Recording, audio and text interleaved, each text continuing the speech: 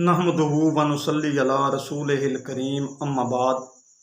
आज हम पाँचवीं जमात के पहले सबक हमन, जो कि एक नज़म है, का पहला बंद पढ़ेंगे। हमद का बंद कुछ इस तरह है। खुदा सब का खालिक है कौनो मकाम में, ये गुलकारियाँ जिस कदर हैं जहाँ में। फलक चांद सूरज ये रोशन सतारे, पहाड़ और दरिया ये दिलकश नज़ारे।